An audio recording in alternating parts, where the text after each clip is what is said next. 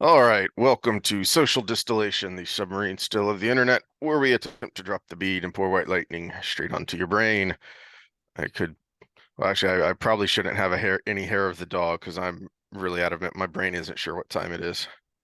It is 1 o'clock Central Standard Time. And yeah, but my brain doesn't know that. And the last day we were there was beach day. I just spent the whole day playing around in the water. And you were in Yeah, Hawaii. yeah, and w every time I've gone back there, I revert to my 8-year-old self, and I just want to 5 more minutes. No, honey, we need to go. 5 more minutes. And so I crashed hard after we had a big late lunch of traditional Hawaiian yumminess. And so the before we left for our flight, I only got about 45 minutes of sleep, and then get up to get out the door at 6 o'clock. And so I only had about 45 minutes of sleep for 15-ish hours, I think, before I finally got home and got to bed. I'm Uh, not all there. yeah. So But I was, good. Yeah. Good thing I'm going to be the lead on this one then. yeah, because I was blissfully ignorant of the outside world the 6 days we were there. I downloaded some podcasts to kind of catch up, and I'd listened to some of those, but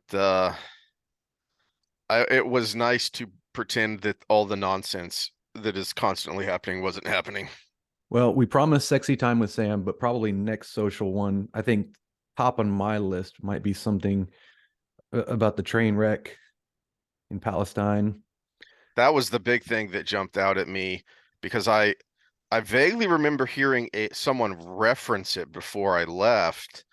Um, and I get the impression because the wreck had happened so, at the beginning of February. So the blurb I heard kind of gave the impression that this was like already in the cleanup phase, that this was, kind of old news. And then when I was listening to those Yeah, the podcasts, cleanup phase is part of the problem. the cleanup phase isn't going on. I'm like, it's we're a, you know, February is almost over, and this happened at the beginning of February. Who's doing nothing and why? Well, the cleanup phase is the problem because they took a dangerous chemical and blasted it into the air. Is what they did. Yeah, So, yeah. Well, and it's not just so. We'll get into it later, but there's some yeah, interesting videos that are floating around out there. this will Um, be more fun though, I think. yeah. Well, it's gonna give me a headache because for some reason we're talking about Andrew Tate, and I don't know what he's done now because every time I hear his name, I just groan and roll my eyes and wonder why is he a thing in the Yeah, first it's place. it's not the allegations in what is it, Romania or any of that. It's basically the premise of why he's famous and what brought it to the forefront. Now he's not the main subject matter. I think he's just a good segue and something that uh well, let's be honest, we can maybe get some clickbait out of it. But Well, but but also it anytime we have one of these conversations based on someone or something that has happened, what we're hoping to do is dig a little deeper to root, the real root issue under it, and not talk about the person or the event. But he's a trigger. He's an entry into a hopefully deeper conversation. yeah, and I realistically never paid a whole lot of attention to him other than seeing the headlines. But a lot of my guy friends are getting really, really, really, really into his reels and viral TikToks and memes and everything. And it was like it was slap in the face that this could be a problem, and it actually is a problem that goes right in line with a lot of the other problems we've talked about with the dating scene.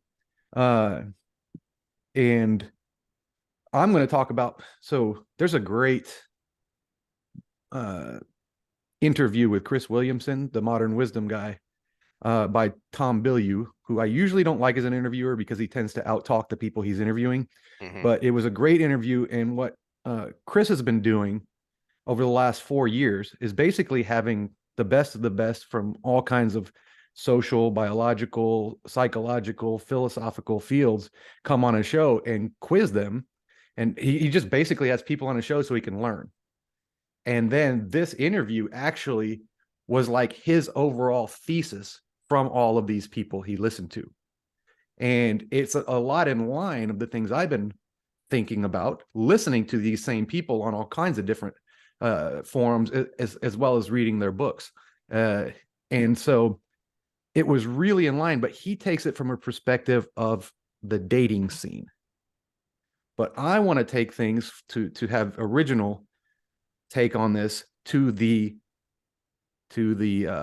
relationship scene, because we have to address that, because it's a huge problem. The dating Hmm. scene's effed up as it is right now, and we're going to Hmm. address that with Andrew Tate. But then we're going to segue that to, well, now what happens with actual relationship, because we've got some issues that, and it's not, this is not like climate alarmism here, but it is collapse of society's issues.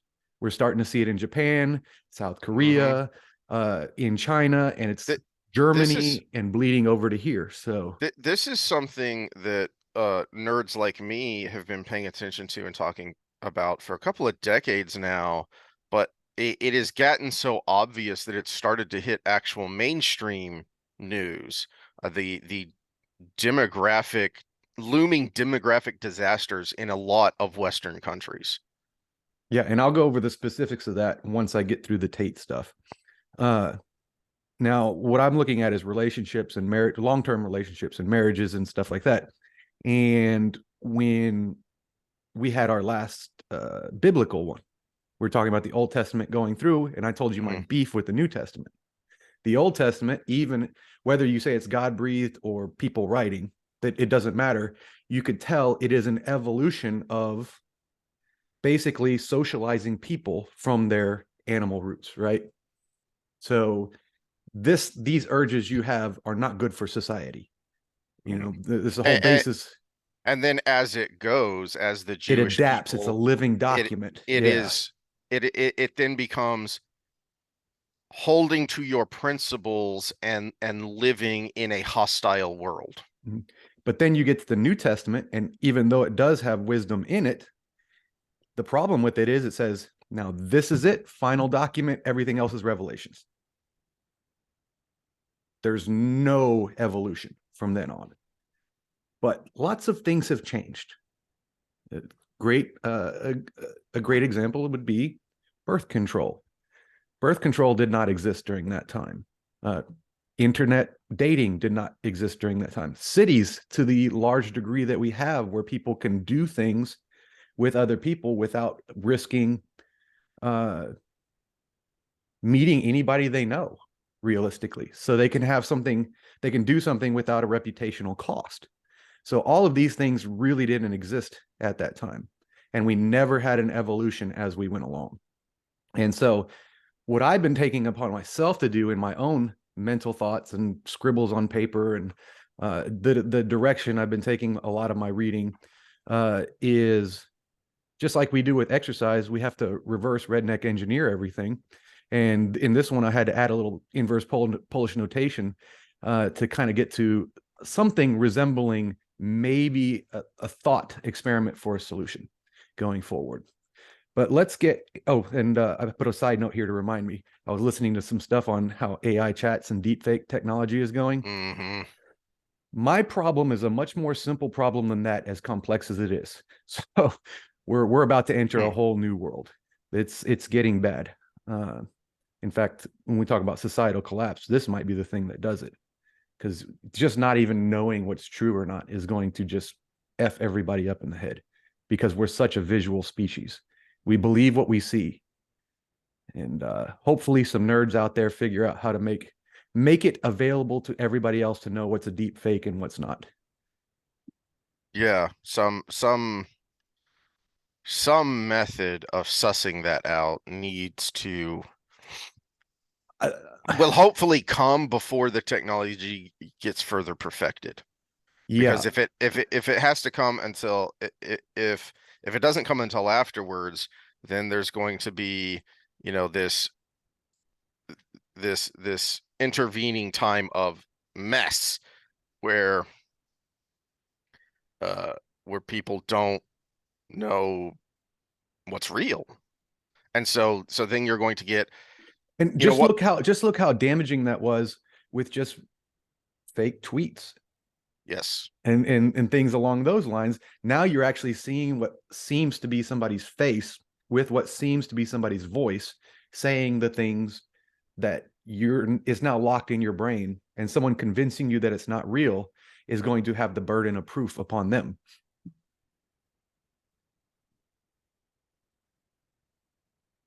All right. Well, let's get into Yeah, Andrew what you Tate. actually. Okay, so this is the thing. Some of my friends, a lot of my friends have been sending me the reels, and they're little 30, 25, 30-second clips of him going into what seems like truth bombs, right? And it's about the dating scene. And the problem is he makes a lot of correct observations about how the dating scene is going. For example, women, why can't I find any good men out there? Uh, and something he would say to that is, well, you've become a man, so the only thing about you that separates you from what he can do already is sex, but you don't want to have kids, so he's just going to go after the sex and leave. That's a correct observation.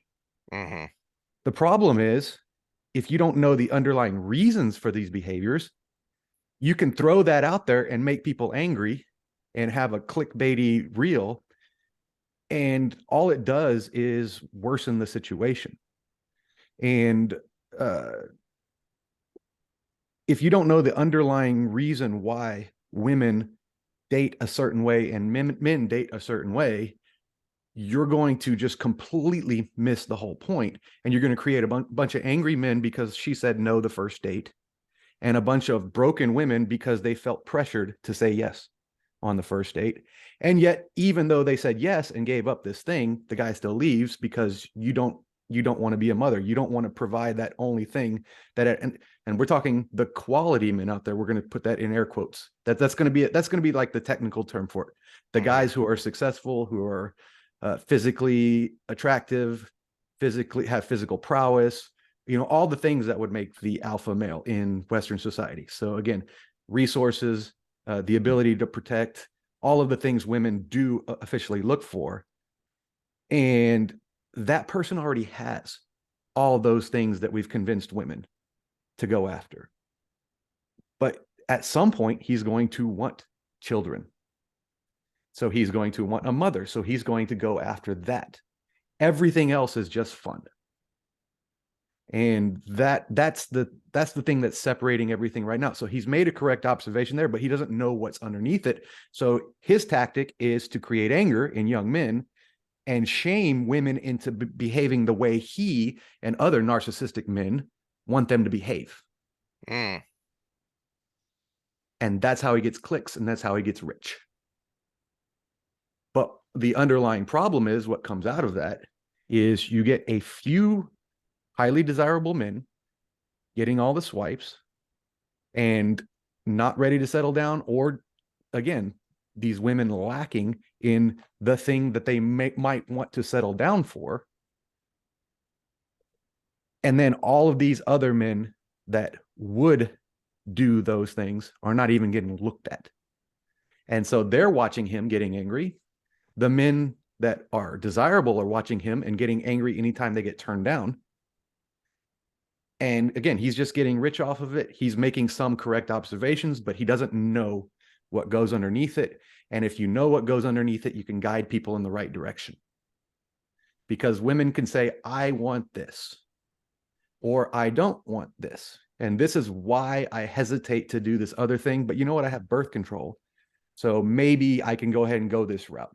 And I might snag something, or I might not, or I don't even care. Or they might say, you know what? I do want to have kids eventually. I do need to get a hold of this guy. So maybe I can present myself in a way that maybe not this second, I don't want kids, but I like you, you're desirable. Let's go a little bit further down the road, and then we can think about stuff like that. So you can take a positive approach to this, but the negative approach makes you the money. That's my beef with Andrew Tate.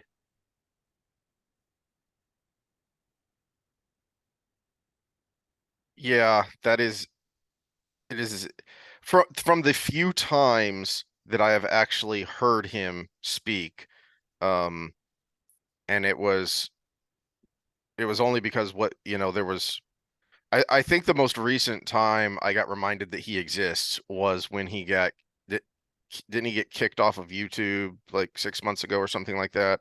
I wouldn't And doubt so it because he of those he ma- things he says. he made a big deal about going to Rumble, and I think it was Crowder played a bunch of clips of what it was that got him kicked off of YouTube and was talking about it.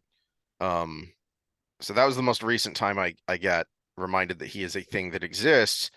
And I thought what I had thought the previous times I got reminded that he is a thing that exists, which is on the one hand, I know the answer is, getting angry of why is he so popular? This is incredibly shallow. It is it's because it's a soundbite. It's the headline. It's the clickbait. He speaks in clickbait, right?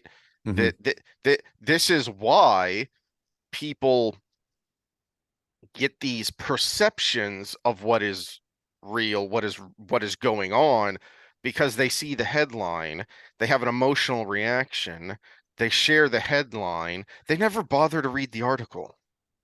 They never bother to, you know, I've said this before, is that yes, Wikipedia is horribly biased. It's got lots of people's own self-interests put in there, but you can use it as a starting point Hmm. if you want to look something up. And almost always you ask a question in Google, the Wikipedia page is the first thing that pops up. Well, okay, but do you go down and look at their sources? Do you go down and look at the external links and follow any of those to get further information, maybe contradictory information?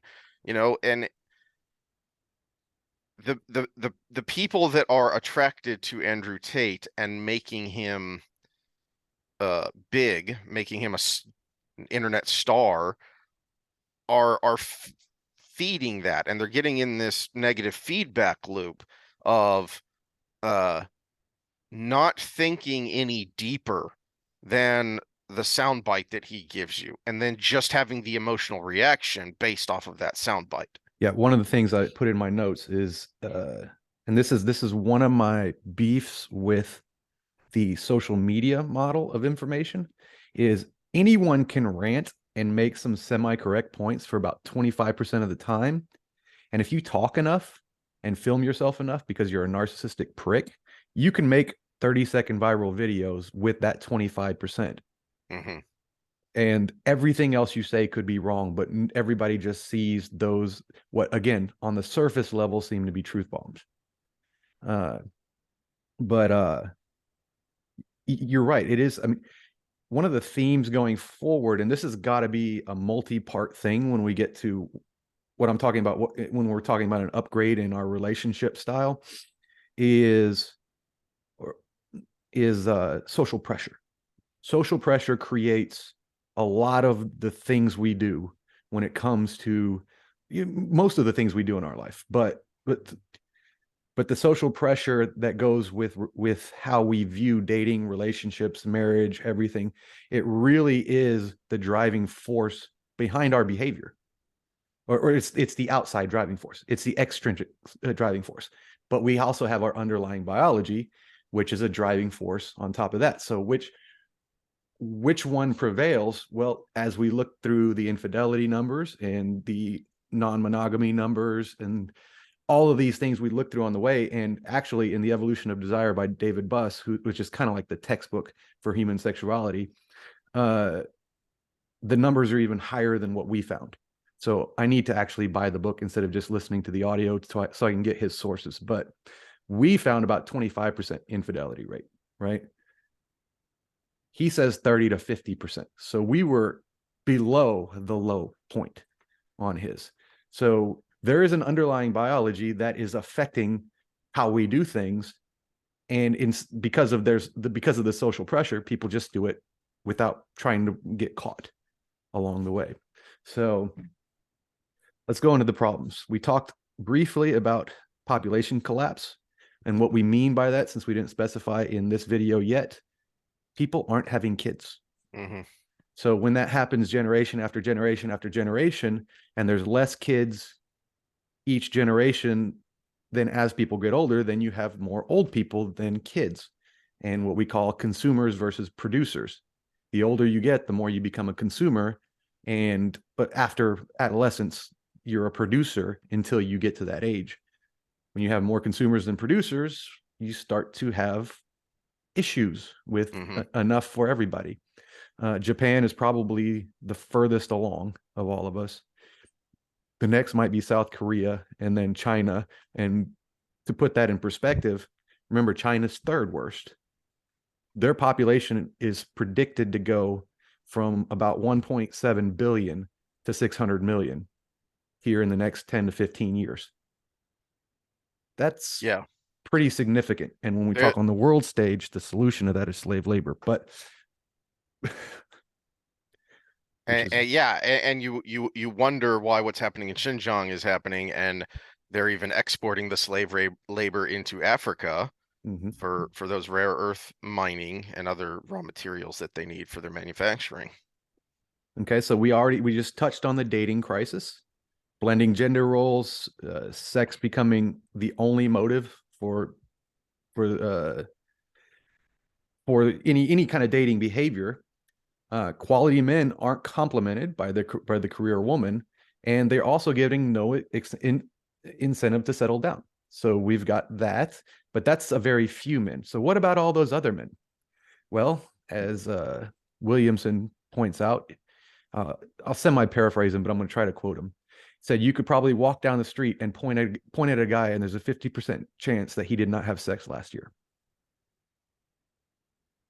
Wow. That's how bad it is. The Pareto distribution has shifted so far in one direction. And then you add to that anything masculine is bad. Well, these guys just end up in the basement playing video games, eating Cheetos. You know, thank goodness for video games and Cheetos, because otherwise, in another society, those men would be out on the street being angry. Well, well, the big thing you forget is internet porn, Yeah, yeah, because you can get that raw physical release very easily. You can get that dopamine hit very easily now. yeah. Okay. And you can and uh, Dr. Deborah So is really good on this, talking about what may or may not be the negative impacts of porn. But just from what I said, you can get the positive impact. It's protecting us from a lot of young, angry men. Hmm. But see, and this is where I don't know if I'm pushing back slightly or if I'm just expounding on what you're talking about. That, as I've said, the the evolutionary biology stuff when it comes to human uh, action and interaction is useful as a diagnostic tool, as something that sheds light on our behavior. But I get frustrated with the people who just look at that, because we are more than the sum of our parts. And there are a lot of things about human, and I've used humor a lot as an example, that just don't make a lot of sense, that are really hard to explain in a purely rational sense. And so in this sense, we do have those underlying chemical biological urges of reproduction. There's also, like I said, that it's not just the reproductive part, but then the dopamine hit of, man, that's really fun. Mm-hmm. Man, that feels really good. But again, we are more than the sum of our parts, and especially for women, and you're not allowed to say this, but especially for women, there is a psychological component that goes along with sex. So that woman who is dating around trying to find the right guy and frustrated that she can't find someone to settle down with, so she's not satisfied, even if she, you know, women can have sex very easily. All you have to do is ask, Well, because but that's how guys are. this is the thing. We are a sum of our parts, and that's why I want to go through this. My thesis on all this is we can take those parts and use them to our advantage, so we're not constantly fighting them. And but let me get finished with my list of Okay. problems here. Divorce rates are still 50 plus. They seem to have leveled off, but it just seems like that might be the final answer. going forward. Now, but what we see in egalitarian, uh, more egalitarian places like Sweden, the divorce rate is extremely low, but the marriage rate has dropped considerably. People just move in together and then kind of do the thing for a while, and then there's no They don't real like it, they divorce. move on. Yeah. If they don't like it, they move on, or they stay together as life partners without ever getting married. So, because they're like here in the States, we do have governmental pressures to get married too. Like you can't buy insurance together or something if you're not married. Uh, there's a benefit to having a joint tax return, all of these other things. But in Sweden, the social safety net is huge. So there's no difference between married and not married. There's no benefit to it other than the piece of paper, or if you're religious, right? So the divorce rate is low there, but that's because nobody gets married. So it's a deceptive number. Hmm. Uh, Infidelity rates, we just talked about those, 30 to 50%, if not more. Those are the ones that will admit to it. Uh, Add that to the people who admit to being ethically non-monogamous. That's about 18% per the literature I found. So anywhere from 48 to 68% are not monogamous anyways, although we did separate fidelity from monogamy last time we talked, but we'll just go with the terms that are available to us.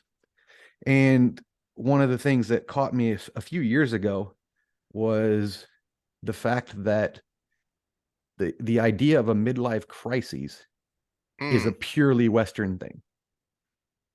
You do not see it in non-Western societies.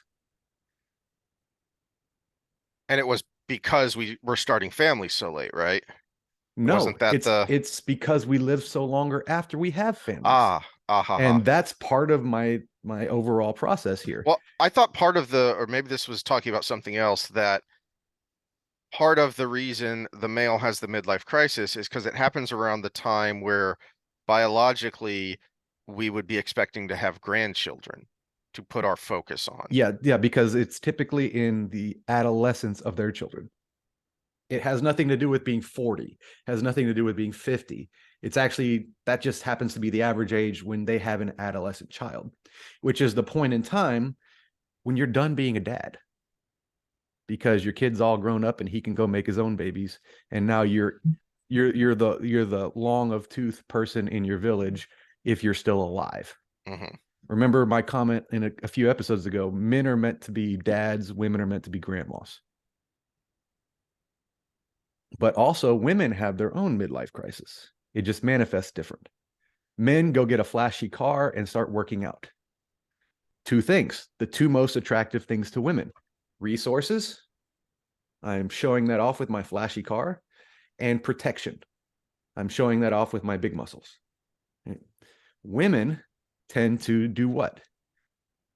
Go get a boob job, start wearing more makeup, get Botox, try to stay young and attractive. The most important thing for men, sorry women, this is straight from the literature: youthful appearance and attractiveness in women. And it just manifests difference. Purely Western thing because we live so long after we have kids. But completely different. Like I said, this is going to be a multi-part thing, because this one I want to go over jealousy, but the next one I want to go over why men cheat and why women cheat, the motivations behind it, because it's very complicated, as all these things are. Because again, there's an evolutionary pattern to it. We know it's happening. We know it happened throughout the course of history, or else we wouldn't have that urge now. But also we see it in primates and everything as well, the same patterns. Well, I don't know where this fits in, but what I was getting at earlier, when I was rambling, was that about being more than the sum of our parts is you can't fixate too much on the sexual component, because there is also a psychological component. So for the guy eating Cheetos in the basement, playing video games and watching porn, he's going to get that the momentary senses of pleasure, but in the overall scheme, he is not going to be happy, because he is not getting any fulfillment from the things that he is doing. Same with the woman who keeps dating around, sleeping around, wondering why she can't find someone to settle down when she's giving away the milk for free, but I digress. And and the older she gets, that biological clock is a thing. And so the older she gets and starts to feel that, biochemical sense of panic because I'm about to reach the point where I can no longer reproduce. So all of those things lead to, you know, on the surface, I'm doing all these things because I'm not attached. I don't have kids to have to deal with. I don't have, a single partner that I have to work the vagaries of life around. So you on the surface, you seem happy or even you think you're happy, but yet you're not satisfied. You're not fulfilled. Uh, Even on the guy side, unless you're a pure narcissist, it's going to happen later because our reproductive um, window is so much bigger. But that perpetual bachelor, unless he's just a super narcissist, is eventually going to reach a point where he is not going to feel fulfilled, where he is going to feel that urge of, you know, uh, all of this bachelor life and all the fun stuff that goes along with that is not fulfilling. I'm not really happy deep down. I'm just having fun. And there's a difference between being happy and having fun. Well, so the reason why I think we need an updated model is, well, men are, because let me back up a little bit. Let me make this statement. Men are always behind women in adaptation to sexual behavior because men are responsive to the women's wants because they are the gatekeeper to sex and men are the gatekeeper to long-term relationship. So men are always responsive in this respect. And so what we've gotten to in Western societies, especially more egalitarian ones, and we're seeing the shift even further in these more these again, I'll bring Sweden up as the example there, and we just went over what's going on there. Women's urges are biologically the same. The problem is the need is not there. They still, as their top two qualifiers for male. Now there's a top 12, and this is a problem with dating apps, but maybe that's a whole episode on its own. Or I can put that in a blurb here in a second. But their top two urges are protection and resources. Since the history of man, protection and resources. I am going to be vulnerable while I am having your baby. I need to make sure you're going to be around to keep me from suffering from that. And I also am less physically able to protect myself, especially when I'm in that state. And other males are going to try to kill my baby. So protection and resources are the top two. And that is the again, the biological urges. But in a country like Sweden, you can make as much as a man and you have free daycare. You have everything you need to raise a baby without anybody's help. So the top two things that cause selection are no longer needed. And we're in this state where the women haven't adapted to it yet, and the men have no clue what to do.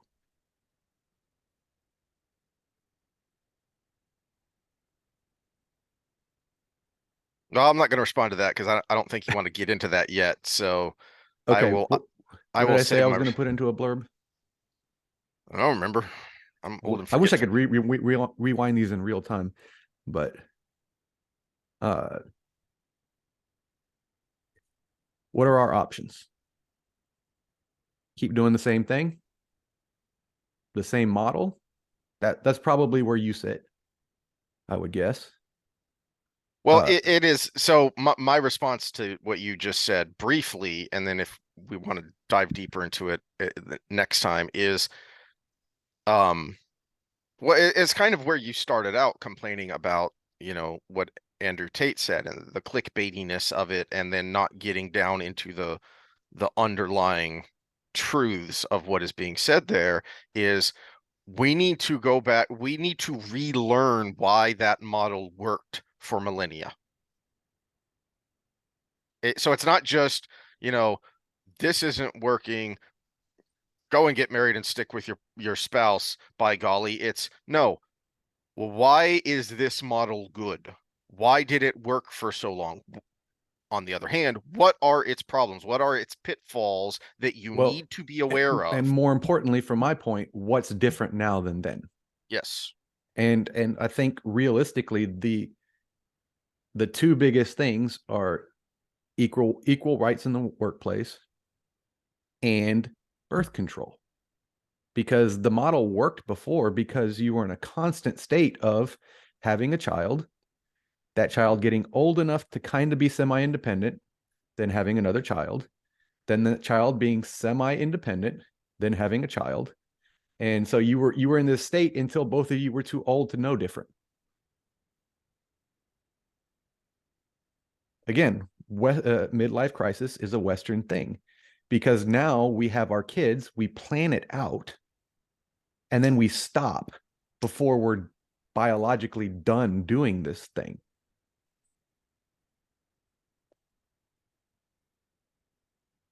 So fast forward 10 years, you're still biologically able to do these things. And well, you're with the same person who's not quite interested in you again. So, but that's down the road stuff.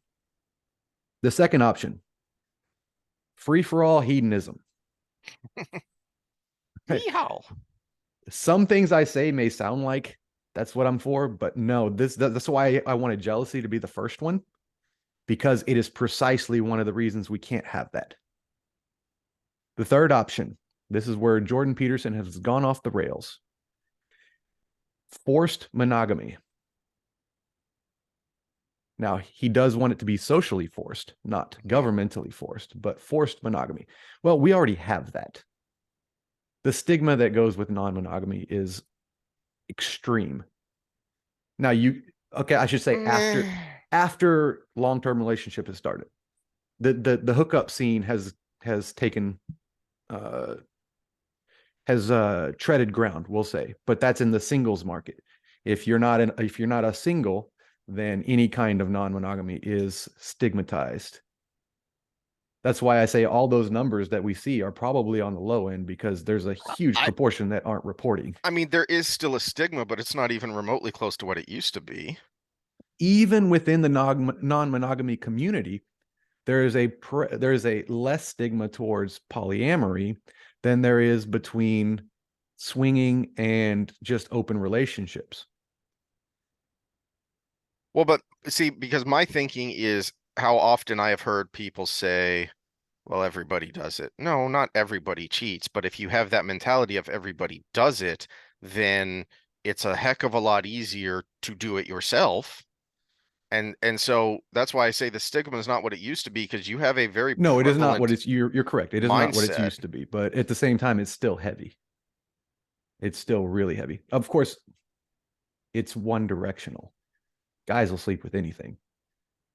The other way around, though, you would see that social pressure. And then the fourth one is try to find a different way. Now, I say my proposal, but at the same time, there's so many ways you can go with this. I'm just trying to make sense of what happens with us naturally. And again, I wanted to start with jealousy to frame this, because there are times when fidelity is the best option. One of the main themes, or one of the things that as we go forward, our prefrontal cortex is what separates us from most animals. Now, other animals have it, but we have it to such a degree that it makes us completely different. Our tactile use of our hands, the way we use our vision, and our prefrontal cortex are the things that make us human. But and that allows us to navigate culture despite our biological urges. And again, we talked about this as we have our Genesis discussions, where it's giving us a roadmap to navigate that situation. The thing is, the adaptations are time and context specific, and we're in a different time than we've ever been in.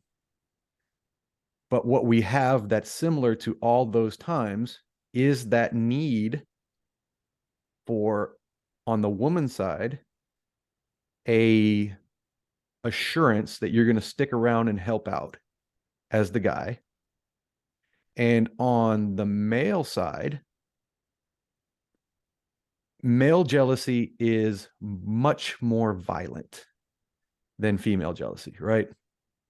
Because we do not know if it's our child.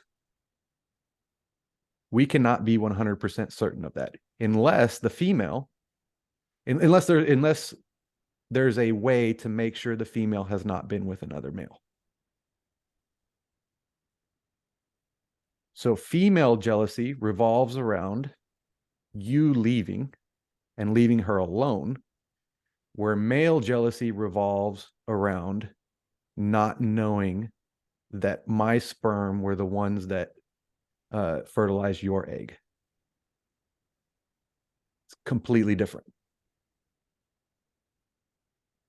You looking for something specific, or?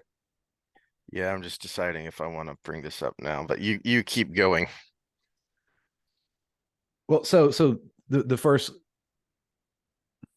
so when I talk about a new model for this, monogamy is actually not, yeah, pair bonding is actually for humans the best strategy, but it is time and context specific, and that time is around the paternal certainty for the male and the resources for the female, the resources and support for the female.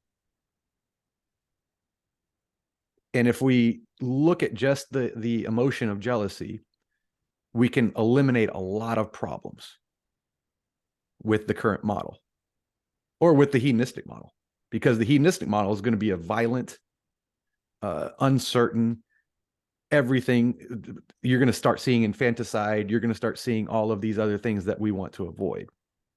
But on And you ain't just whistling Dixie, because we have plenty of historical precedents we for have that. modern precedents for that. Yeah.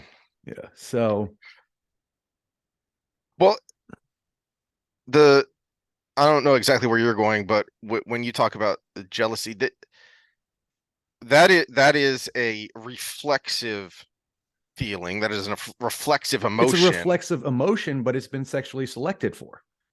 But it can be beneficial. It can be a good thing. There can be a good reason that is happening, Well, depending on the men in our history of evolutionary development, which is 200,000 years for Homo sapiens, approximately, the ones that didn't get jealous were the ones that were cucked.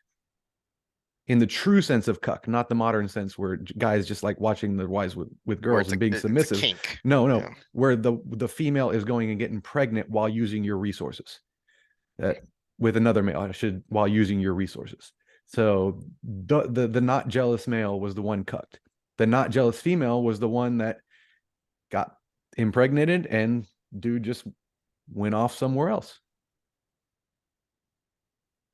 And there's actually plenty of you see that in like classic British literature, where it was, at least to some degree, by women, especially among the nobility, it was accepted that this is what men do. That so long as he is um a good provider and father and there for you to meet those needs, we just won't talk about what he does to fulfill his physical needs elsewhere. Well, when we get into the why men and why women cheat, part of this whole discussion, we'll talk about the consort, the every female Sir Lancelot as well. But So it's what I was getting at with the jealousy is, and I'd mentioned this to you. So uh there's a show on Netflix called Singles Inferno that is um a Korean dating show, reality TV, which of course isn't real. But the uh my wife wanted to watch it with me, and we watched the second season while we were on vacation, and there is a lot of interesting relationship dynamics that are going on there. And there's one in particular that I found interesting because it is this jealousy model. All right. So um you've got a guy who is just, you know him when you see him, he is the classic dude, bro. Okay. And he's playing the field until someone comes along uh and starts to pull the attraction of one of the women that he had kind of staked out as his own. And so then he immediately starts to focus on her.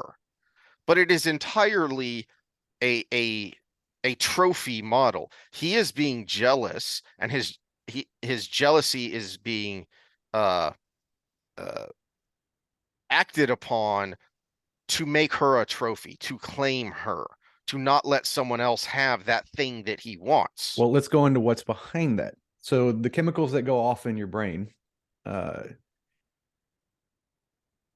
phosphophenolenol is one of them. Witchcraft, yeah. Yeah, and so this thing makes you stupid. It's that thing that makes you ignore every red flag about somebody and all of those things. It's one of the things that in human evolution, since we need a father around to protect the female who is vulnerable during pregnancy and early childbearing and raising of the child, because we come out stupid and small and weak and tiny, unlike other animals. Mm-hmm. This thing was necessary. So this chemical evolved to make men really just so into that person that they can't think of anything else through that process. But that same chemical is also the one that, or that same cascade of chemicals, I should say, is also the one that will make you kill anybody that looks at that same girl.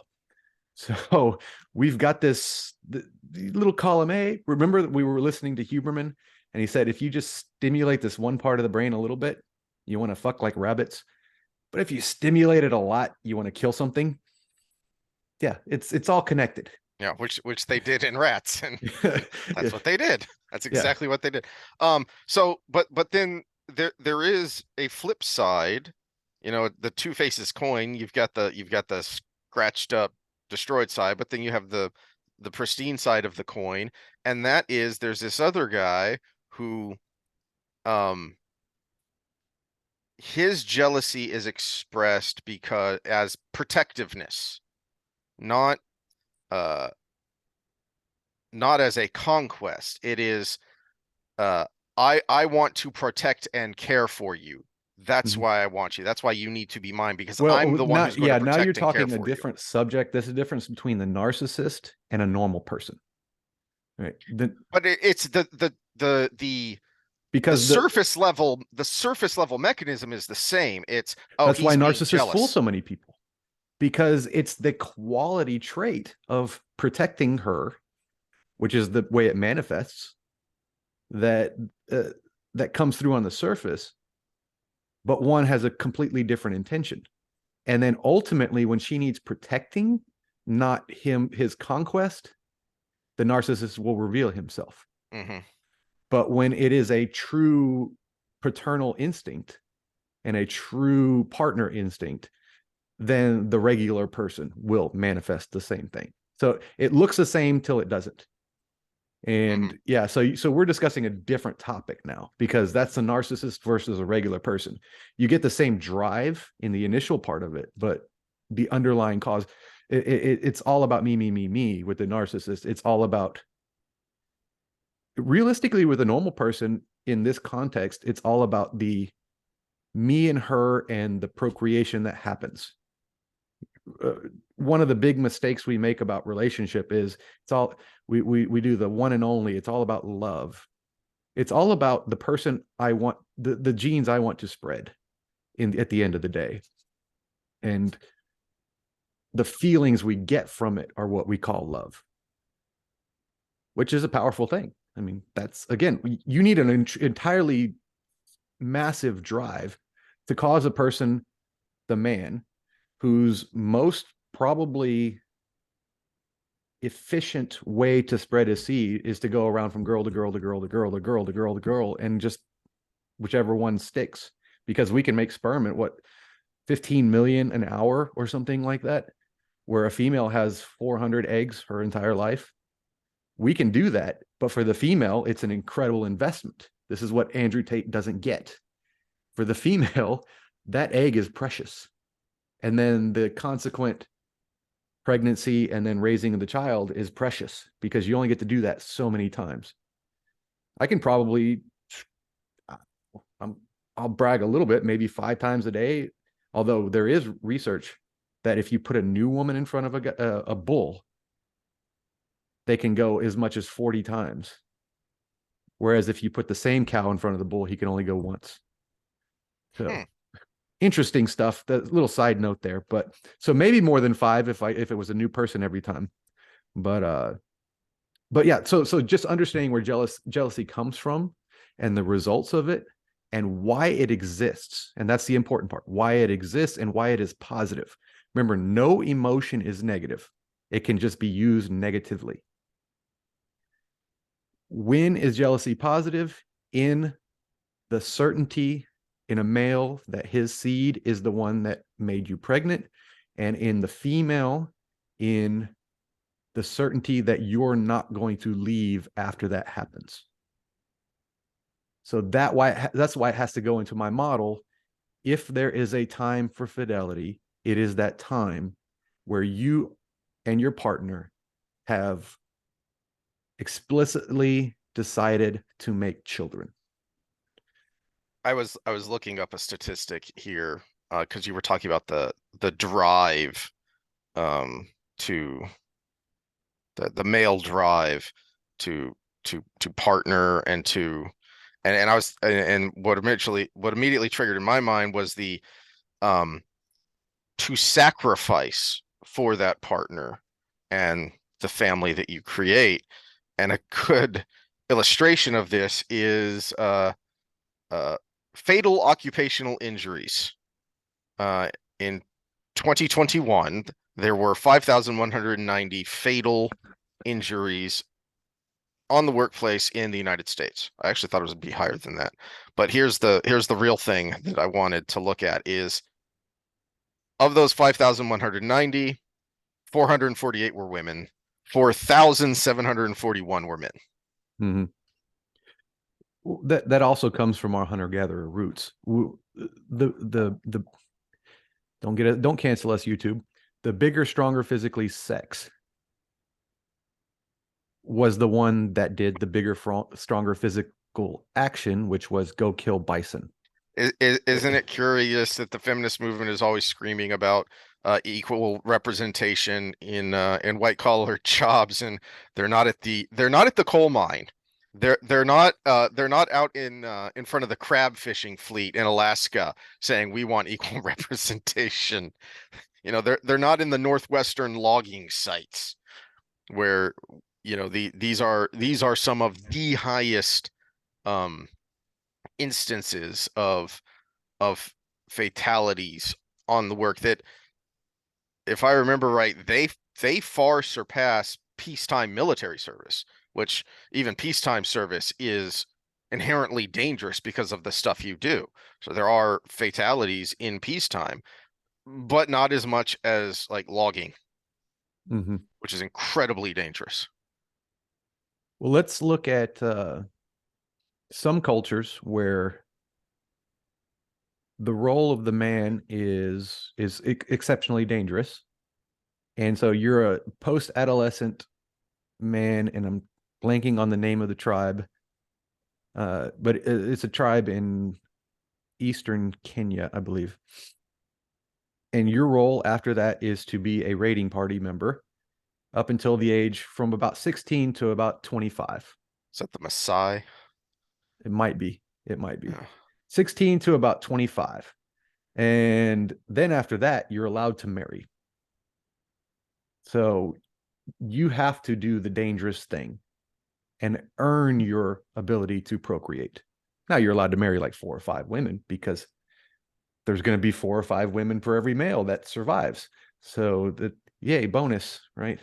But yeah, this is the role of male in the world.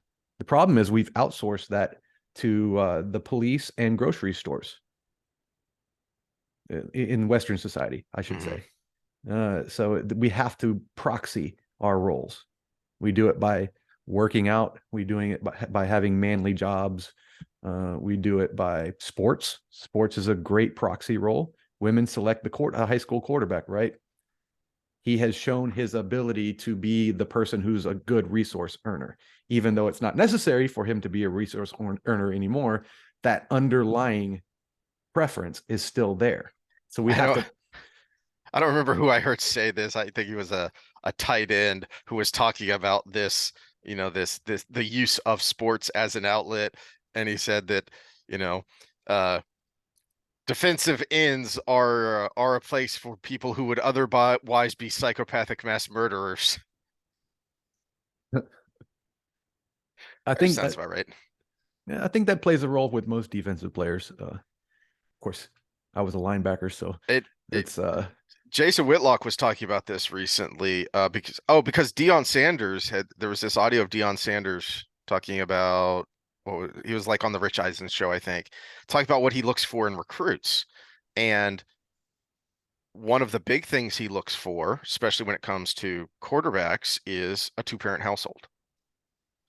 And Whitlock was anecdotally, because he played D1 uh, football. He was a guard at Ball State, and he said anecdotally that pretty much the whole offensive line was came from two-parent households. Not so the defensive line. They tended to come from broken homes and were much more angry, emotional people that they needed that outlet for all of their pent-up rage against the world. so let's end this part of the discussion with oh no, did we talk about when oh no, I could fit it into ending this here. Uh so let me give my overall kind of model, and this is the simplistic version. And I started with a frame of jealousy because it's probably the biggest place that any model goes wrong. Because it is the strongest, most violent emotion that goes into a lot of this. All the other emotions are really happy and feel Go good. go back to the infidelity we talked about earlier. I mean, you will, I don't know numbers on this, but it's certainly something that is said and reported a lot that if you think your partner has been cheating on you, it makes it more likely that you will go out and find someone to cheat on with, Or hurt somebody, one of the or two. mhm, to get even. Yeah. Yeah. No, you're absolutely correct on that. So here's my model. We're looking at the modern dating scene, which we talked about. We're looking at jealousy, and then we'll talk about all the other stuff as we go forward. Because this is going to be a loose model, and we'll kind of whittle it down as we go. But my first stage is decide stage. And this women need to really, really, really think about, because 80% of women that never have a child wanted a child. That means they were socially pressured into doing things the modern way and regretted it later. So there's the decide phase. And that decide is I'm ready to have children. Now I'm going to find somebody for that. So in the women's side, your selection mechanism is tactics that that make a guy work for it and show he's going to share his resources with you at least for a time, right? And on the male side of that, that is, I mean, just finding a woman that is willing to get pregnant at this point, you know. Hmm. So, and then you could add in there the genes you want to have. I know people that selected tall women because they were athletes and they wanted their kids to be athletes. You know, whatever your reason, whatever your selection process, it could be just that little moment of feeling you get, but you've already decided. So you decide, and I think the decide should revolve around when you want to have kids, and everybody should be educated on the consequences of waiting too long. So education is a huge portion of all this, and it's a necessary component of my model. So that's the first phase. But once you've made that decision and you find somebody that's willing to do that part with you, that's the fidelity phase. It's you and them. That's it. No groupies, and no group sex, no cucking, no fucking running around behind their back or anything. You have to, on the male side, show your fidelity because that reinforces your promise to stay around during that portion of the thing. On the female side, you're reassuring the male that it's his kid. So that's non-negotiable. Then after that moment is over for however many kids you decide to have, then it's a continue as you're going or open discussion phase. And I think with that model, you can account for every relationship style. I think the divorce rate would drop. I think the murder rate would drop because most murders are because of fidelity issues. We call them crimes of passion, right? I think I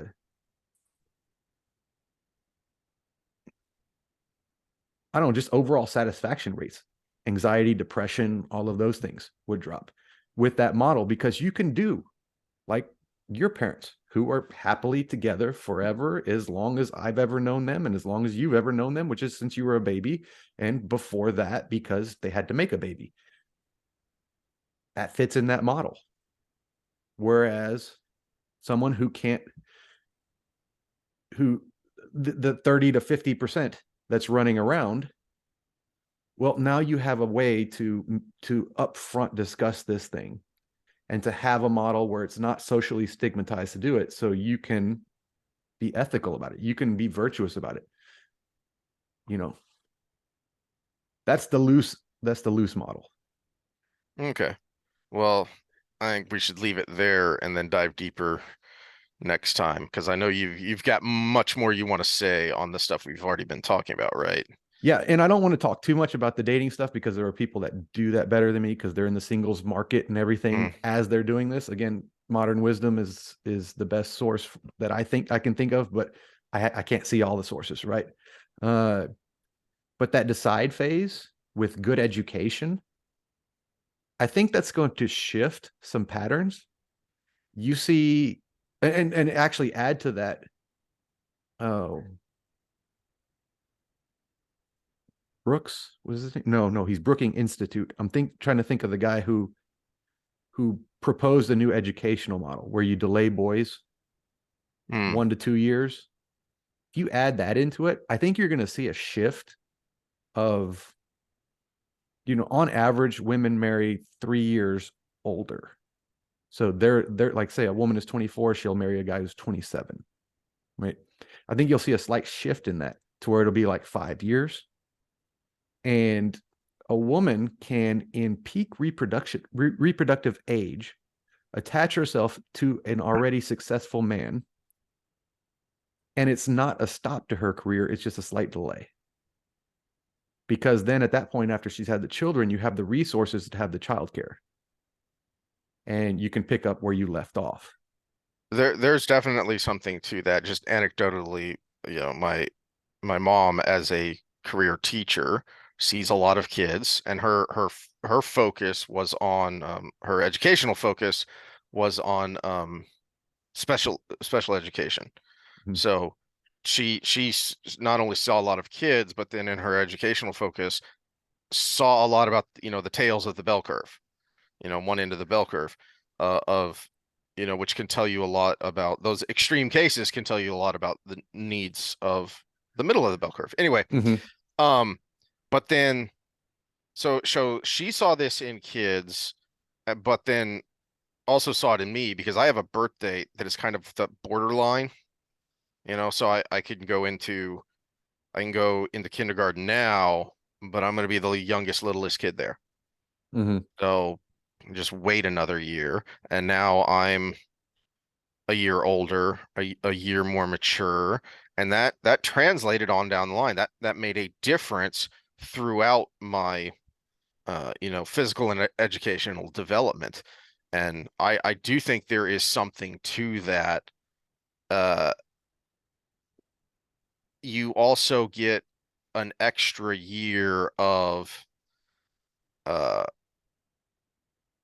you also get an extra year of mom time, which I think is even more important to boys, um, to socialize, mom and dad time before you have to start accounting for, you know, time spent at school.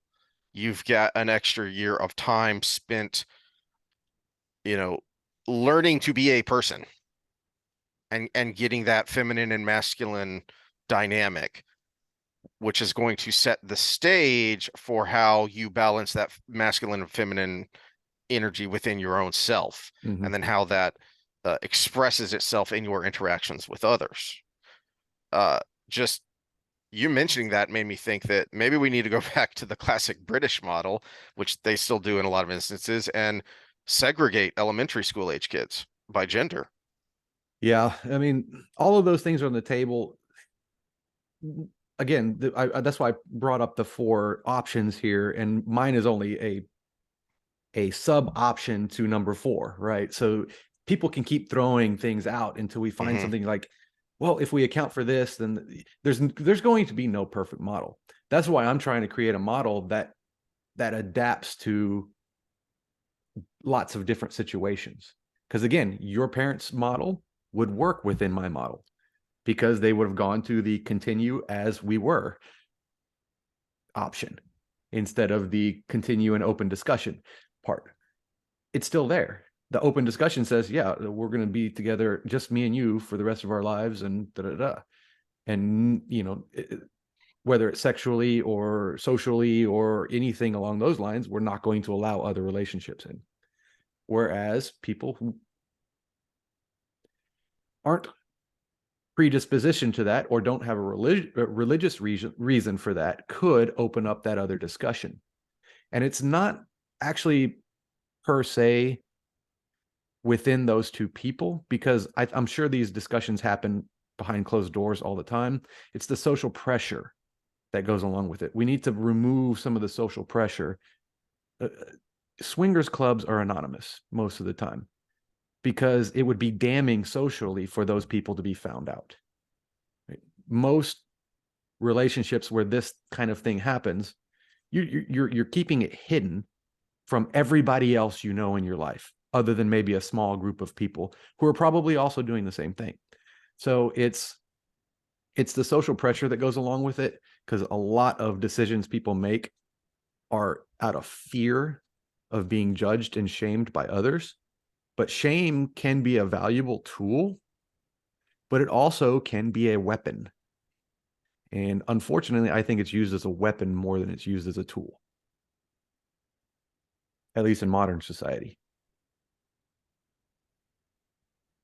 Well, there's a lot to chew on there. Where Yeah. where did you want to go from here? Did you want to segue to the Yeah, to the physical 100. All Yeah. right, so bathroom break, and then we'll go into it. All So, right. so for everybody that's watching, we're going to go into a TV show.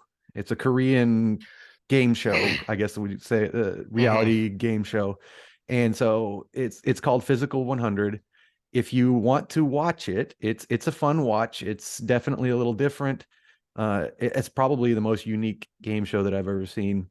Uh, so there's going to be we're going to spoil pretty much three-quarters of the way through it. So if you want to watch it, come back and watch from here on out. For those that do want to watch it and you're leaving, thanks for watching. Share, subscribe, like. We didn't give any actual advice, not even dating advice. We just threw some ideas out there. And we're going to go into the show. And if you want to keep watching, we'll be back in a second. All right. So before we get into the physical 100 specifically, I do want to say that uh I love these kinds of shows, and it annoys me that only one of them has translated to the American market so far as I know, which is American Ninja Warrior, Mm, which comes from the Japanese. I can't remember its actual name. I think it's Takeshi's Castle. No, wait, was that MXC? I don't that's remember. MXC. Yeah, that was Okay. MXC. Yeah. Um, that uh there are these, so reality TV in America is a particular thing, and it's stupid and I hate it. And there are reality TV stars. Just that idea makes me sick. Well, there are reality TV stars in Japan and Korea too. Um, but it's totally different because they have a lot of these physical game shows, like Ninja Warrior, which was a physical challenge. And you had people normal in that. You had normal people that would just show up and try and do it. But then you had people who trained hard to be able to beat it, and then that kind of exposure got them into other shows like that. Um, and so they have these kind of variety shows that aren't like, the Carol Burnett show here, but are like physical variety shows, like different kinds of physical challenges and stuff. So much so that you have people that, and I think a few of these people in Physical 100, I think that's what they do, is these physical game shows and variety shows. These kinds get on these shows and do these kinds of challenges. And I wish we had more of that here other than just American Ninja Warrior, because I think it's a lot of fun.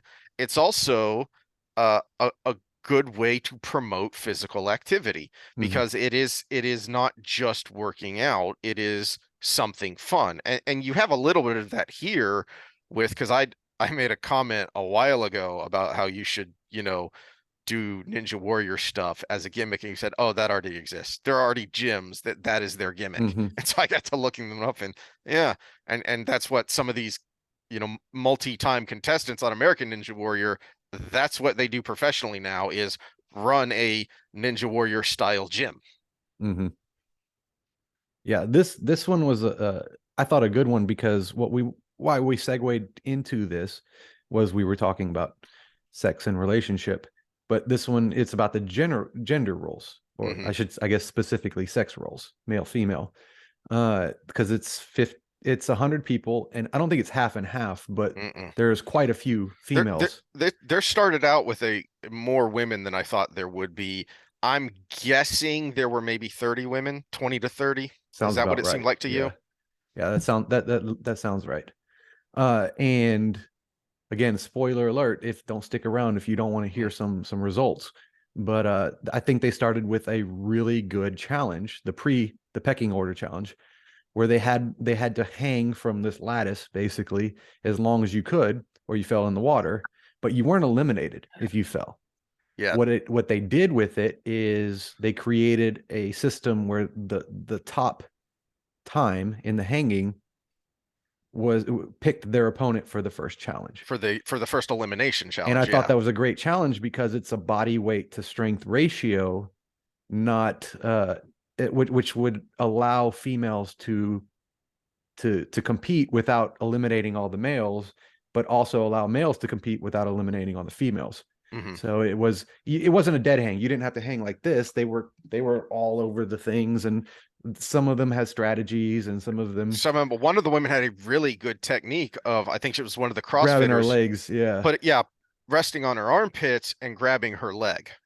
Yeah, because if it was a challenge that placed all the men on the top, then you would have had, if it was 30 females, you would have had in the first challenge 30 men against 30 women, unless they just did something weird and picked somebody else from the winners category. Hmm. Uh, so what it allowed for was parity in the matching for the first challenge, the first real challenge, Well, which was a that fight was over a medicine ball in a mud pit. and that was one of the first things that jumped out to me about, and you kind of mentioned this when you were telling me to watch the show, is it showed a psychological and cultural dynamic in the picking, because you would think, if all you care about is winning the game, those guys that finished in the top would have been picking one of the women that finished out at the This, bottom. this is why it was so genius, though, in the way they did it. The top guys to win would have been your smaller guys. So the difference between them and the women would have been less than big power lifter car dealer guy Yeah, against a woman in the first challenge. So even if the guys had picked the women, it would have been the smaller guys picking the women in a physical contest. yeah, but the ratio of muscular strength between men and women, even of the Mhm. same weight. Yeah, but there were some women that were pretty big. So eventually one of those smaller guys No, would have had to but pick one of the bigger women. this is the dirty little secret of the physical difference, though, because there were some women who picked men to prove themselves. Hmm. That, and, Well, and you and saw one of that with them the did guys as really well. well. lot of them did really well. Yeah. And you saw this with some of the guys too, of like some of them specifically chose the biggest guy left Hmm. because they wanted to prove themselves or someone bigger than themselves. And then you had the people who were thinking of it more in game terms of I picked someone I thought I could beat Hmm. because they want to win. But for some, it is it is a for some they're looking at it more as a peacock, as a male peacock Hmm. of I need to prove, I need to show that I am superior. Um, so you did get some of that, but see, I know there was one male female matchup that actually was a pretty hotly contested one, Hmm. That was the but girl that picked the guy. Yeah. but then there was one where the guy lost, but you could tell he wasn't taking it seriously. It's like he was afraid to go too hard. He didn't want to hit a woman, you Hmm. know? He was laughing the whole time. And then you had the like the lightweight MMA fighter guy who got, you know, kind of booed by the other contestants because he was beating up on this girl. But I mean that was the matchup, and they were pretty close in weight, and all he had to do was put his knee on her chest and she couldn't get up, Hmm. you know. And he got the others were kind of booing him for it, and he was like, zip it, you know, I'm here to win. And they some of them didn't like that, but man, that's the game. Well, They put these women in here against these guys, and outside that moment, one thing about this show I liked is it was the most respectful competition I had ever seen. Having watched American sports all my life, where mhm, everybody's trash talking, and in fact, UFC, one of the reasons I don't watch it as much anymore is because it's all about that trash talk show beforehand. It used to be so much more respectful, and but in this show, you Physical 100, it's you go, you can do it, even to their opponent. uh-huh. They're up there hanging from a rope or something, or on that lattice, cheering at each other. And Mhm. Yeah. Yeah. You really saw that with and I didn't realize who this was at first because when he first walked in, everyone's like, "Holy crap, he's here!" Because when I watched him fight, he was fighting because he Kim it, Sung, yeah, Bo Hoon, Sung King, yeah, whatever. yeah, Akiyama is what I knew him by yeah, yeah, because he's yeah. half Japanese, half Korean, and so he's got a Korean name and a Japanese name. Sexy Yama Sexy Yama, is yeah, his yeah. nickname. So I didn't realize that's who that was because I haven't seen him in like 15 years. I think the last time I Mhm. saw him was him versus Anderson Silva. And so I didn't realize who that was until someone said Sexy Yama, and I said, "Oh, holy crap." But you had that younger guy challenge him, and and he said it would be my honor to fight. What do you say we forget these rules and just fight each other MMA rules? And they didn't really. Anyone who's seen half an MMA fight Yeah, yeah. knows they weren't really. They threw some legit leg kicks in there, but the first thing I noticed is neither of them ever threw a closed fist. They No, were because hitting each other with they the they heel weren't of the wearing boot. gloves, so they would have done it pancrase style. That was But probably a pancrase fight. but even uh in Pancrase, can you strike the body with the closed fist? No, Okay, first okay. person to strike with a closed fist opens the can of worms. That's the thing. Yeah. But they were going hard at each other, but it was still more of a high intensity Well, sparring but session. also you have to understand they were also both conscious to the fact that I can't be rolling around on the ground because I need to run for the I need to ball. keep an eye Yeah, on the clock to so get that every ball. Yeah. strike was thrown with I need to step back for a second too to be able to get to the ball first. Yeah. But no one threw a jaw to the eye to try and cut him, you know, Yeah, like you would in the cage is I mean that's a tactic. Get that elbow over the eye, you open a cut and he can't continue. elbows aren't legal in pancrase too. Yeah. So uh, I I don't remember the last time I saw a pancreas fight. and I we heard the little banter they showed on the show, but they probably agreed to some rules Yeah. before they went in there Yeah. because obviously you also don't want to get hurt going forward, and you don't want to hurt the person that wins going forward. Hmm. That was one of the things that in the respect part of it. Listen to how many times they say, Okay, no injuries. Okay, go forward, no injuries.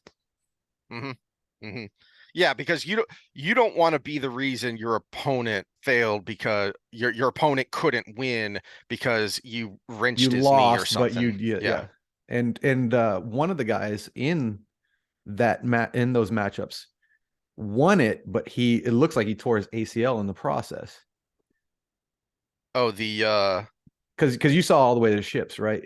was he the former fencer who jumped down and he Yeah, had yeah, yeah, wrenched his knee? Yeah, yeah. yeah, That looked like a torn ACL, at least a meniscus. yeah. Not fun. Yeah. Um, In fact, if I was him and honor is a big thing, I might have thrown that comeback challenge just to let somebody who's completely healthy go through. mhm. But I mean, he was able to handle his body weight. Now that was an unfair challenge, I will say. Yes. Especially since it looked like they had not had a ton of time to rest since that first team challenge. Well, the reason I say it's unfair, let me bring up a whiteboard here. When you look at strength to body size ratios, hmm if there's our axis here, this is strength and this is body size, mass. We'll do a mass. It doesn't go like this. hmm It goes something like this. Yeah, you have to be bigger to be stronger, but it's not proportional. Well, there's also a reason why bigger guys are in sports that are shorter bursts Yeah. because the limiting factor there is really the cardiorespiratory system trying to evacuate carbon dioxide and pump oxygen back into the muscles. Well, but not only no, I agree with the challenge. I just don't disagree with the weight ratios they used. It was 40% of your body weight no matter what, where hmm they should have used wherever the research was, the curve, body weight to strength ratios. Unfortunately, but that would have made the girls harder too. hmm So you would have had to also equate Yeah. the percentage strength. I was not surprised that the five who survived that consolation match were pretty much the five smallest. Yeah. Which I think they did on purpose for dramatic reasons because they knew what the next challenge was. hmm hmm And they wanted that whole meeting together to. Which was really annoying because I was rooting obviously for the heavyweight gold medalist, Olympic gold medalist there, and you could tell he was still tired from the previous challenge, Oh as yeah, well yeah. as he was like 200, 220, so he's got 80 to 100 pounds there that he's trying to hold up. That's a lot. Now I Okay, was yes, he's surprised from a bigger, but tactical sense, nobody turned around. And I don't know if they just didn't say it, if they said rules that we weren't privy to, but I that's what I you figured. could have switched off between having it over your shoulder turned around and then holding it like this and having it. And Yeah, there's a challenge that's coming up that I have the same opinion about. But I don't want to say it since you haven't watched it. uh-huh. Spoilers to the audience, but I don't want to spoil for you. Uh, Yeah.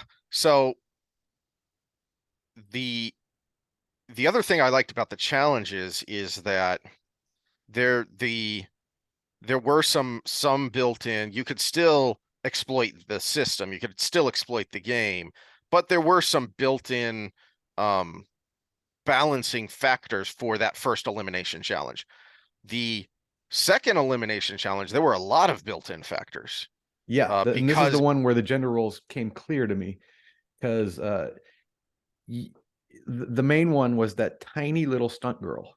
mhm, That was the one that just jumped out at me because she, by her experience and her balance and all the things she could do, was the reason that team won. that They is were something overmatched in every other way. that is something we noticed after the second that was my comment after the second group went is that it's who builds the best bridge, not even Mm-hmm. who builds the bridge first, it's who builds the best one. Mm-hmm. And she She took a killed second that. longer to be meticulous, but Mhm. because she was so coordinated and precise that it was only a second longer. It wasn't a long time to make the good bridge. She was just maybe two planks behind the other side. And then the other thing was the group coordination. Some teams did that way better than others. Mm-hmm. So That's that they why I move like more Sexy Yama. seamlessly. He was a great leader in Hmm. all of that. Hmm. And it helped that he's freaking almost 50 and still fighting. So he's been fighting so long, and he's an elder in a an age culture, so that he, you know, uh demanded that level of respect, even from the white guy. Uh, who now here's where I thought I was kind of surprised I didn't see anyone dividing up the jobs more specifically, because my thought was what I would have done is, because of what I'd mentioned earlier about big guys in short bursts, I would have had the big guys carrying the sandbags up the stairs, then grab empty bags, turn around, and go back down. And that's all the big guys do. Oh, and then another group going across the And then bridges another group grab them from instead the of top of going the all the way up stairs, the stairs, across the bridge, and then back down. Yeah. because that's a lot. I mean, up the stairs is hard enough, but then you add on those extra, what would you say, maybe 15 yards Hmm. of quick walk Well, with a and the weight. big guy is going to affect the stability of the bridge a lot more than. Yeah. Okay, so that makes sense. I'm surprised no team did that. Yeah, I was really waiting for someone to do that. Um, You know, I have to go back and watch because I don't think they showed that tiny little girl, little woman, excuse me, in her. I don't think they showed her in her rugby match because I'm wondering how she won that one because she's so little. she's so small. Yeah, she did Yeah, good in the the hang. stunt I the understand stunt that, woman, but right? yeah, yeah, Yeah. she's so tiny, I and she mean, did she must have been able, because she did good in the hang, she must have been been able able to to pick someone, who was you equally as know, small or something. yeah, Yeah, equally as small, because there were a few of the other women who were quite or picked the small. tall, slower woman and was able to get it and run around. But Yeah.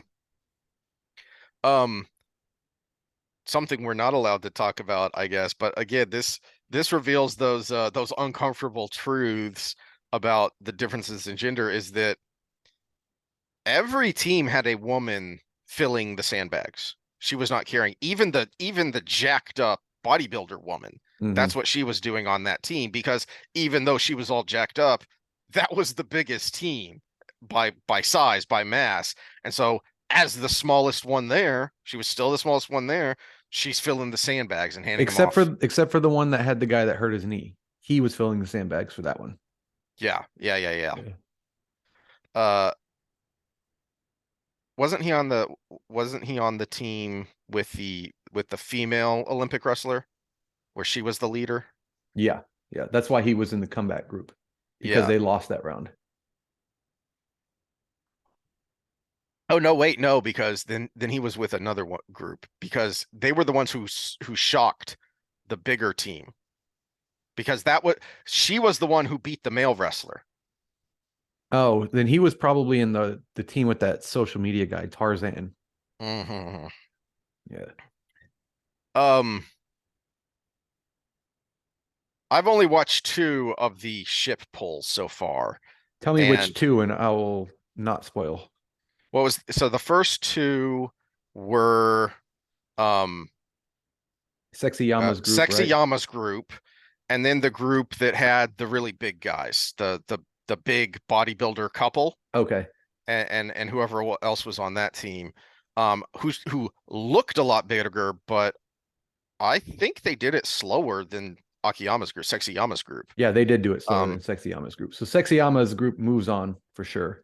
Uh, and that was where that stunt girl was playing point again too, because she did that's right, she the was in thing on that the group. top. Yeah, where Yeah, she was getting the rope just right, so they didn't have to do. I had not I had not put it together that that was the stunt woman. That explains how she didn't get her ankle ripped apart, because she knows how to Oh, take an injury. yeah, yeah, because she's She the one that knows how rolled to. up on.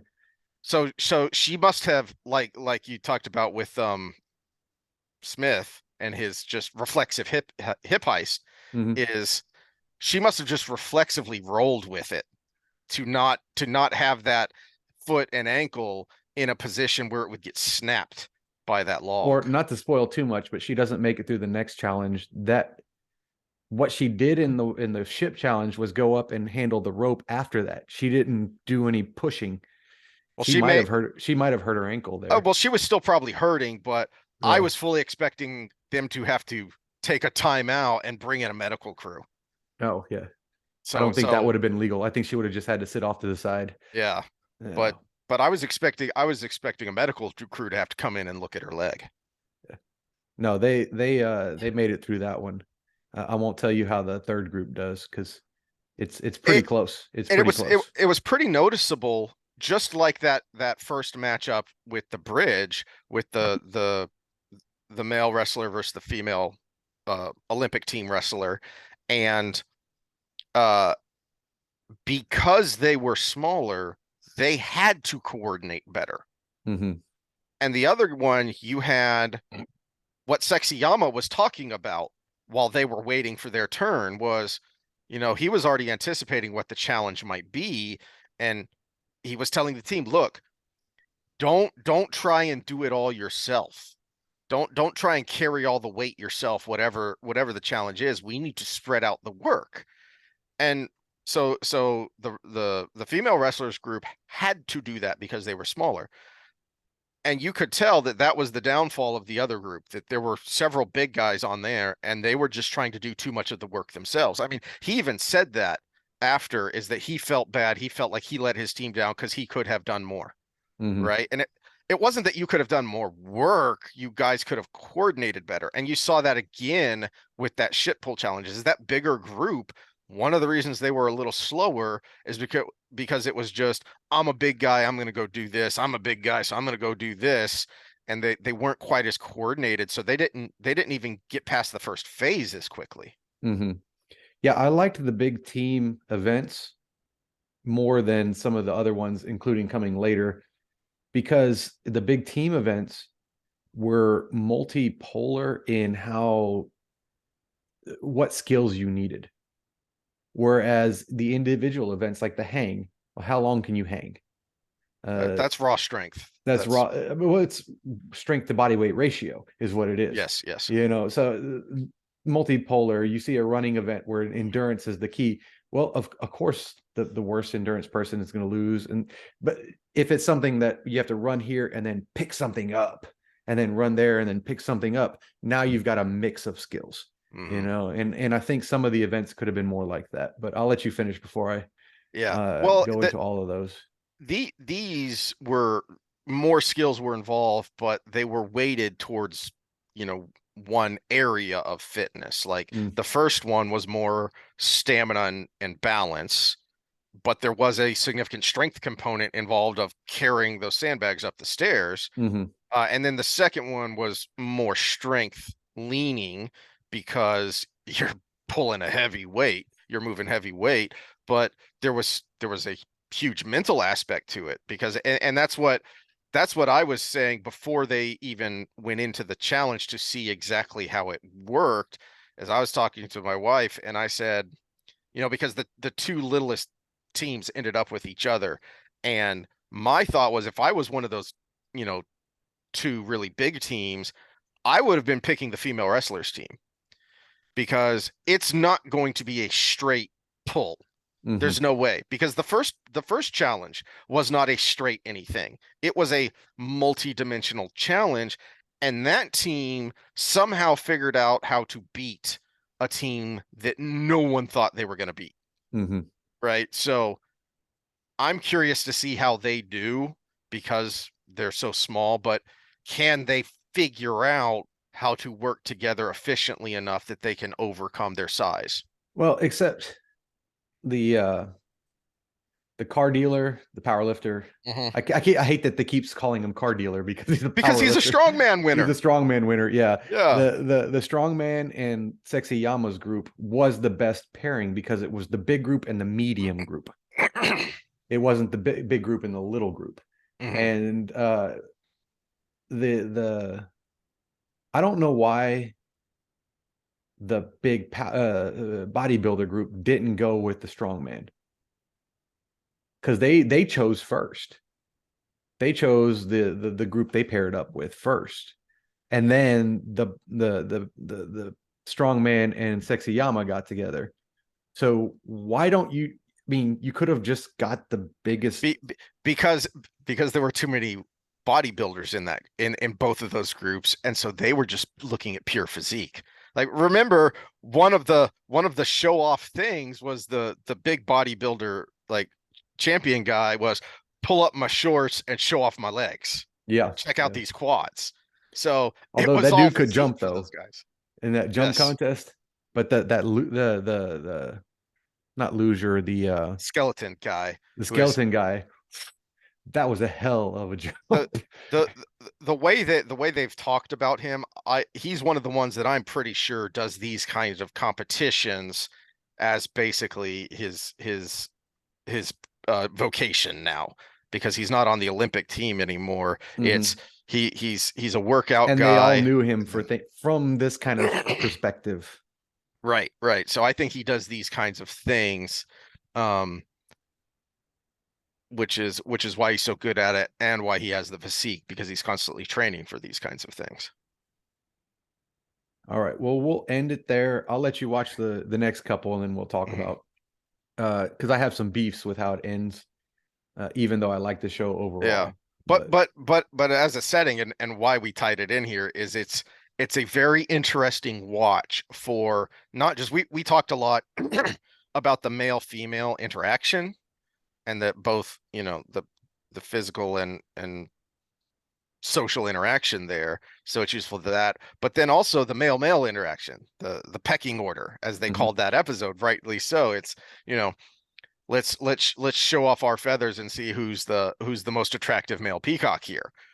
So there was also a kind of, it really showed in the first, when they're first walking in, what something we've talked about is that men have a reflexive subconscious pecking order that they establish when they get in groups together. And you could see that immediately as people, as contestants were walking in, and small groups were looking and talking about, oh man, it's that guy. Oh man, it's that guy. You mhm. know. Well, and it's not only a reflexive one, but there is ambiguity to it, and in within that ambiguity is the root of a lot of male aggression because you have to figure out where the That's something that the wife pointed out as, oh, so now they're best friends? Yeah, because that's how guys are. I mean, they beat the crap out of each other in that first elimination challenge. And then it's hugs, it's bows, it's handshakes, and it's, yeah, because they okay, they so figured so out the ambiguity. so hold on to this. I got a quote from David Buss's Evolution of Desire, and I have to go back and re-listen to what the context was. But he was talking about male relationships, female relationships and stuff. And he quoted somebody else, but I didn't get the name of it. But it says, "When women kiss, it reminds one of prize fighters shaking hands." Because we talked about female coalitions and Yeah. things along those lines. He said, when women kiss, in a non-lesbian way, and Yeah, when yeah. straight women kiss, it reminds one of prize fighters shaking hands. We're in this. We're ready to fight now in our own way. But Or we've already fought. We've already figured out where we stand, yeah, yeah, yeah. you know. Our men in Fail example. So there's, yeah, so there's this, so there's kind of a difference of the smooch hug when you first meet, or you're meeting someone, that you kind of know, versus, besties hug and smooch, and it's a much more affectionate thing, because you've established that that societal hierarchy. And guys do it too. It's just very different, but it's the same thing when you dig down deep to see what's going on there. They just express it differently. All right. So what next time? Wheel time. We're getting into Crown of Swords. Yep, we're starting Crown of Swords. Um, we finished up Lord of Chaos last time, uh and we get to revisit it because of how Crown of Swords starts out. So we get to revisit Do Might As Well, which is one of the it's kind of, I guess it's kind of fitting that this is kind of the halfway point of the series, because this was like you know, the season finale cliffhanger extravaganza that you would have in a show, right? And kind of go all out with the giant battle and the kind of the cliffhanger of how things end. And it's a very fitting midpoint uh, in how the series is going to go going forward, as well as kind of setting up things. Okay, and next social episode, we said we'll talk about the train wreck, which we'll get. There's more and more information get it coming out every day, Oh so yeah, we'll yeah. put all that together. Next sexy time with Sam, I'm going to tease with this quote: strategies for mate ejection may manifest when childbearing is done in Western society. Huh. That's an interesting turn of phrase. So we'll go with that. Of course, it's all about when women stray and when men stray, and Hmm. the reasons behind it. And one main reason, especially for women, is procuring a new avenue for So protection. we're gonna dig deeper into Yeah, the fidelity part of what we touched on today. yeah. All right. Uh, Anything else you want to add before we close out? Nope, we'll see y'all then. See y'all later.